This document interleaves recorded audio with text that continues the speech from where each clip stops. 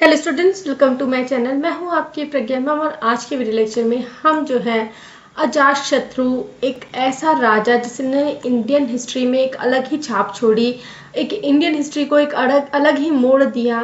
कैसे मोड़ दिया?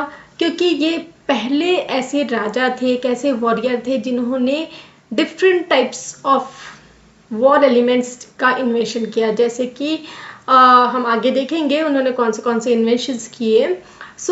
और ऐसे राजा थे कि मतलब जिन्होंने एक्सपांशन जो है अपने किंगडम का एक अलग ही तरीके से किया। हम स्टार्ट करेंगे। तो सबसे पहले देखेंगे कि अजातशत्रु थे कौन। ही वॉज सन ऑफ बिंबिसारा और बिंबिसार, जो कि रूलर थे पावरफुल मगधन एम्पायर के। कहाँ से कब इन्होंने रूल किया? सी यहाँ का मतलब होता है सी का, इसका मतलब ये होता है कि टेंटेटिव डेट है, एग्जैक्ट डेट हमें नहीं पता, तो नियर अराउंड इसी समय में था। 492 से 460 BCE सी में सी का। नेक्स्ट इज अ की figure during the rise of Indian national large Indian kingdom. एक की फिगर थे जब बहुत सारे किंगडम्स का जो बढ़ोतरी हो रही थी, बढ़ रहे थे, तो उस समय इनका भी एक अच्छा जो राज्य है वो एक्सपांड हो रहा था। नेक्स्ट हमको देखना है पावर में कैसे आए। तो कैसे आए? इम्प्रेजेंट and allegedly killed his father to claim the throne according to Buddhist source। Buddhist sources के अनुसार इन्होंने अपने पिता को जेल में डलवा के रख दिया, और बुद्धिस्ट सोर्स के अनुसार इन्होंने अपने पिता को वहां पे मरवा भी दिया ताकि वो राजगद्दी में आ सके, सत्ता में आ सके। ये बुद्धिस्ट सोर्सेस के अनुसार है। और कुछ सोर्सेस में ये भी लिखा हुआ है कि इनके फादर ने जेल में रहे रहे खुद ही आत्महत्या कर ली थी। Next is came to power during political unrest. तो पावर में जब आए जब उथल पुथल चल रही थी इनके साम्राज्य में, पॉलिटिकल अनरेस्ट था। Next is ruthless yet visionary.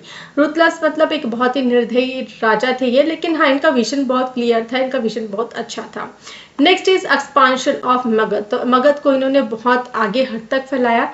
Fought many wars to expand his territory. तो बहुत सारी लड़ाइयाँ लड़ी अपने जो टेरिटरी है उसको बढ़ाने के लिए, एक्सपांड करने के लिए। सबसे फेमस जो वॉर है वो है अगेंस्ट द लिच्छावीस ऑफ वैशाली। तो लिच्छावीस ऑफ वैशाली के खिलाफ जो इनका वॉर था ये बहुत ही फेमस वॉर था। Next is expanded Magadh border significantly paving way for Mauryan rule.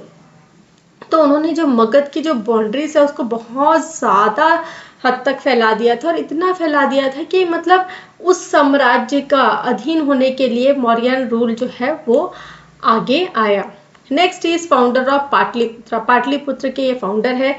He built Pataliputra near the Ganga and the Son river. तो गंगा और सन रिवर के पास में इन्होंने पाटलिपुत्र नाम का एक राज्य, जो एक सिटी बसाई। Later became the capital of Mauryan empire. और जो कि पाटलिपुत्र, जैसे कि हम जानते हैं मौर्यन एम्पायर के समय में चंद्रगुप्त मौर्य ने पाटलिपुत्र को अपना कैपिटल सिटी बनाया था। Next plan city with strong fortification. और जो भी सिटी इन्होंने पाटलिपुत्र जो इन्होंने फाउंड किया, तो इन्होंने एक प्लान सिटी बनाया। उसको मीन्स यहाँ पे ये होगा, यहाँ पे ये होगा, एक प्लानिंग के साथ सिटी को उन्होंने बनाया। और उनके ये जो सिटी है इसमें क्या था? Strong fortification. Strong fortification means चारों तरफ से घेरा था, चारों तरफ से बाउंड्री थी, तो कोई भी जो है दुश्मन ईजिली अंदर नहीं आ सकता था। Next is invention of war machines. तो ये एक अलग ही तरीके के राजा थे जिन्होंने ये पहला काम किया कि वॉर में लड़ाइयाँ लड़ने के लिए, ठीक है, जो जंग लड़ने के लिए उन्होंने मशीन्स का उपयोग किया। Ajatashatru introduced early war technology. तो पहली बार जो है किसी राजा ने एक वॉर टेक्नोलॉजी का यूज किया था। तो पहला तो उनका था रथ मूसला। तो रथ मूसला क्या होता था? Chariot with blades. चैरियट मतलब ये जो स्ट्रक्चर है ये चैरियट है, रथ वाला जो घोड़ा, ठीक है, रथ वो भी ब्लेड के साथ। तो क्या है? Chariot with rotating blades to slice through enemy ranks. तो यहाँ पे क्या होता था? ये तो आपका जो कॉमन जो रथ होता है वो होता है, लेकिन सामने में क्या था? इस तरीके के ब्लेड्स लगे हुए थे। तो जब घोड़ा आगे बढ़ रहा है तो ये भी रफ्तार के साथ आगे बढ़ता था और ये ब्लेड घूमता था। तो इससे क्या होता था? उनके आगे जो आने वाले एनिमी है वो उसमें घायल हो सकते थे, कट सकते थे। Next is Mahashilakanta. तो महाशीलकांता में क्या था? Catapult like device. तो ये था एक ऐसा डिवाइस जो हम गुल्लर मारते हैं ना, ऐसे हाथ से होकर के गुलेल, गुलेल, उस तरीके का ये डिवाइस था। तो इसमें क्या होता था, stone throwing machine to break force from distance. तो इसमें क्या है, पत्थर फेंक के मारा जाता है, जैसे गुलेल में हम पत्थर फेंक के मारते हैं तो उस तरीके से इसमें पत्थर फेंक के मारा जाता था, जिससे सामने वाले को हम घायल कर सकते हैं। सामने वाले का अगर किला वगैरह को हमको का नाश करना है तो हम कर सकते थे। तो ये एक डिवाइस भी था जो इन्होंने इन्वेंट किया था। Next is improved fortification and secret passages.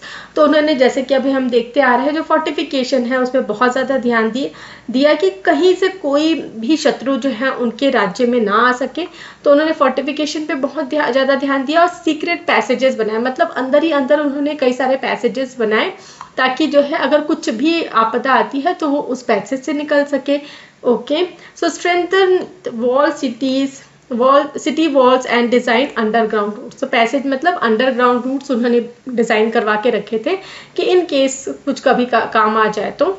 Next is mass production of iron weapon. तो इनके टाइम में जो आयरन वेपन है बहुत ज़्यादा यूज में आए, तो उनका प्रोडक्शन भी बहुत ज़्यादा बढ़ा। तो standardize weapon distribution for his army. तो उन्होंने एक स्टैंडर्डाइज वे में जो है वेपन क्रिएट करवाए और अपनी आर्मी में डिस्ट्रीब्यूट कराए। Next is espionage and secret communication. तो वो बहुत सारे जासूस रखते थे और सीक्रेट कम्युनिकेशन भी रहता था। तो coded message, spy networks to gather intelligence. तो बहुत सारे जासूस के उनके नेटवर्क थे। मैसेज जो है कोडेड फॉर्म में, आज के डेट में जैसे हम बोलते हैं ना encryption and decryption. So this was the technology तब वहाँ पे यूज हो रहा था कि कोडेड मैसेज में बात होती थी, कोडेड मैसेज में इंफॉर्मेशन पास ऑन हुआ करता था।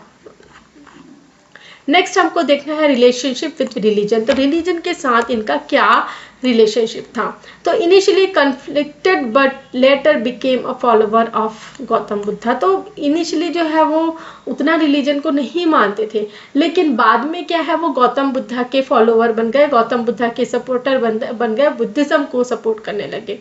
सो ही मेट बुद्धा पर्सनली। तो पर्सनली जो है बुद्धा से वो मिले भी। तो पैटर्न थे ये फर्स्ट बुद्धिस्ट काउंसिल जो राजगृह में हुआ था, उसके ये क्या थे, पैटर्न थे। पैटर्न मतलब अरेंज कराने वाले थे। Next is supported both Buddhism and Jainism. तो उन्होंने बुद्धिज्म और जैनिज्म दोनों को सपोर्ट किया। पॉलिटिकल जीनियस कैसे थे, known for his sharp diplomatic tactics. तो इनकी जो डिप्लोमेटिक टैक्टिक्स थी बहुत शार्प थी, उसके लिए माने जाते हैं। डिप्लोमेसी का मतलब होता है फॉरेन रिलेशनशिप और टैक्टिक्स का मतलब होता है प्लानिंग, है ना, तरीके। तो उनके जो फॉरेन कंट्रीज के साथ जो है, फॉरेन रीजन्स के साथ जो है वो उनका जो टैक्टिक्स था, उनके साथ रिलेशनशिप मेंटेन करने का, ये बहुत ही शार्प था। Next used marriages, alliances and intimidation to weaken enemies.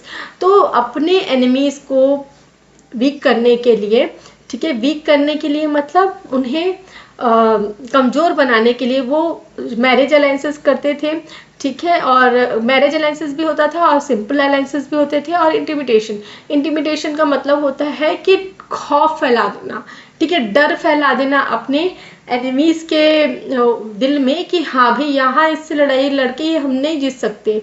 अगर ये डर सामने वाले के मन में रहेगा तो वो लड़ाई करने आएगा ही नहीं।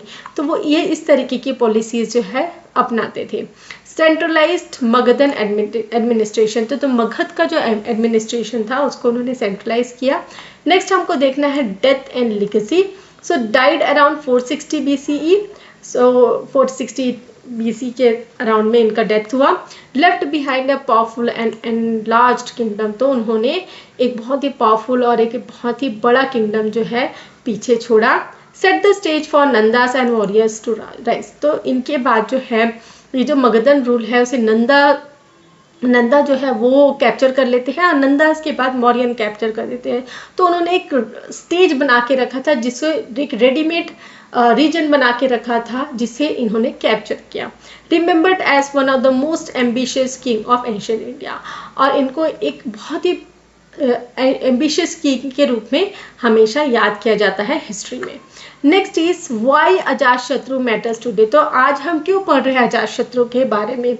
तो जैसे कि मैं आपको पहले भी बताया है मैंने कि हिस्ट्री को हम इसलिए पढ़ते हैं ताकि हम हिस्ट्री से कुछ सीख सके, ठीक है, हिस्ट्री से हम कुछ सीख सके। तो इसलिए हमें पढ़ाया जाता है। तो अजातशत्रु का क्या इम्पोर्टेंस है, तो ये है symbol of ambition, innovation and political vision. ठीक है, एक एम्बिशन, इनोवेशन हमने देखा, 2 वॉर वेपन्स इन्होंने इन्वेंट किए, और इनका जो पॉलिटिकल विजन था ये एक मतलब एक सराहनीय लायक है, इनसे बहुत सारी चीज़ें सीखने लायक है। First Indian ruler to use war machinery. ठीक है, वॉर मशीनरी जो है सबसे पहले इन्होंने यूज़ की। Help shape the political foundation of classical India. So जैसे कि हमने देखा कि उन्होंने मगध का जो राज्य है उसको किस कदर फैला दिया था। उसके बाद जो है नंदा आए, फिर उसके बाद जो है मौर्यन आए, तो उन्होंने एक स्टेज सेट करके दिया इन्होंने। तो क्विकली हम समराइज करेंगे जो हमने अभी देखा। तो इनका नाम है अजातशत्रु। रेन कब से कब है, 492 से 460 BCE। डायनेस्टी इनका हरियांका डायनेस्टी है। फादर इनके है बिंबिसारा।